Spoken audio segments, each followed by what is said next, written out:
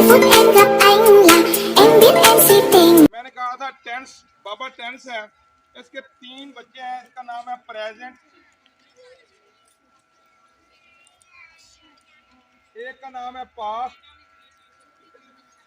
और एक का नाम है फ्यूचर।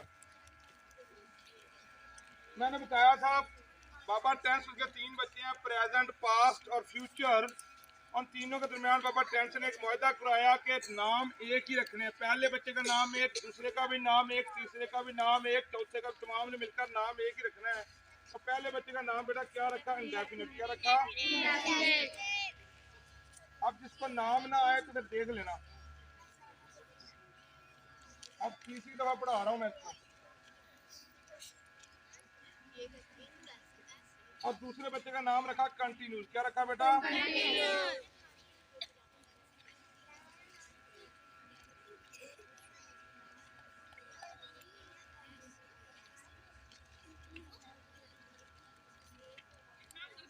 और तीसरे बच्चे का नाम रखा परफेक्ट। क्या रखा?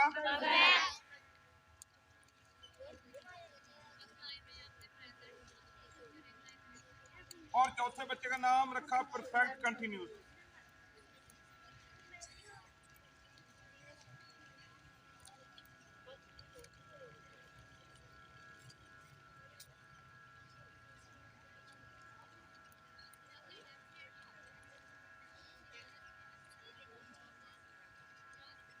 जी देखें, नोट करें। अब आपने एक पेरेंट्स के बच्चों के नाम याद रखने हैं, तो आपके टोटल 12 टेंस आपको याद हो जाएंगे। पहले बच्चे का नाम इंडेफिनिट तमाम का, दूसरे का तमाम का कंटिन्यूस, तीसरे का परफेक्ट और चौथे का परफेक्ट कंटिन्यूस। यानी दूसरे और तीसरे को मिलाकर चौथे का नाम रख दिया। ये है बच्चों के नाम, ये नाम याद रखने हैं। और आगे मैं काम करने लगा हूँ इंडेफिनिट पे। तो मैं एक फार्मूला बताता हूँ इंडेफिनिट के हवाले से। तमाम इंडेफिनिट टेंस लिखे। इंडेफिनिट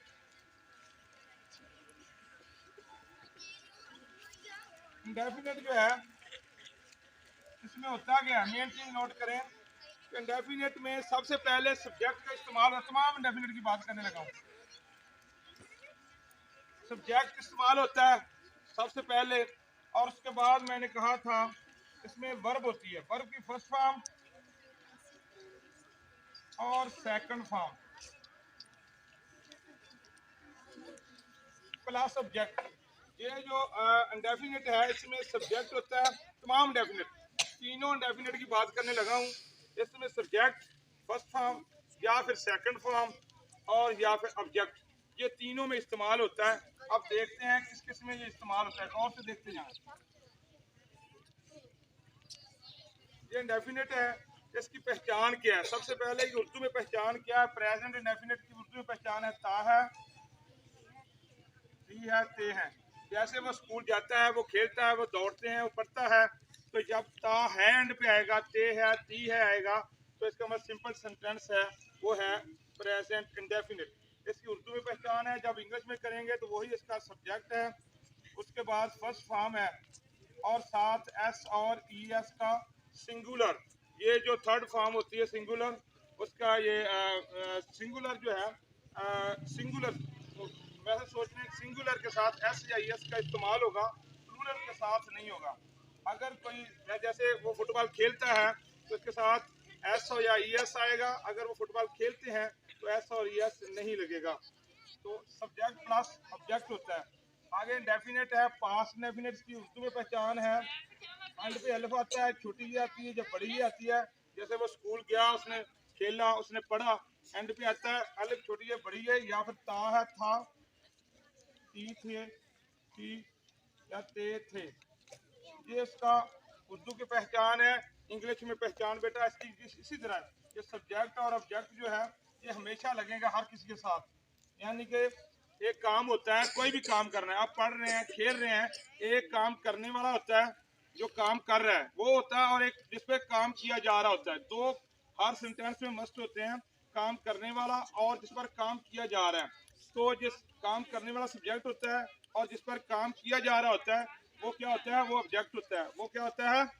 वो ऑब्जेक्ट होता है। नोट करें, सब्जेक्ट यहाँ पर ये पास्ट इंडेफिनिट में सेकंड फॉर्म लगती है। आपको बताता है चलो, ये first form, second form, third form, fourth form.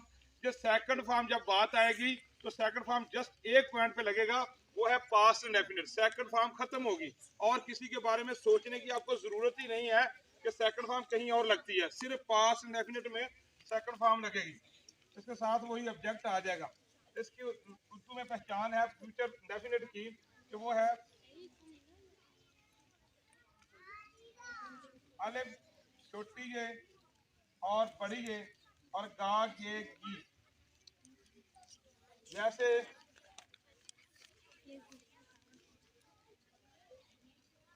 इसके आखिर में गा के स्कूल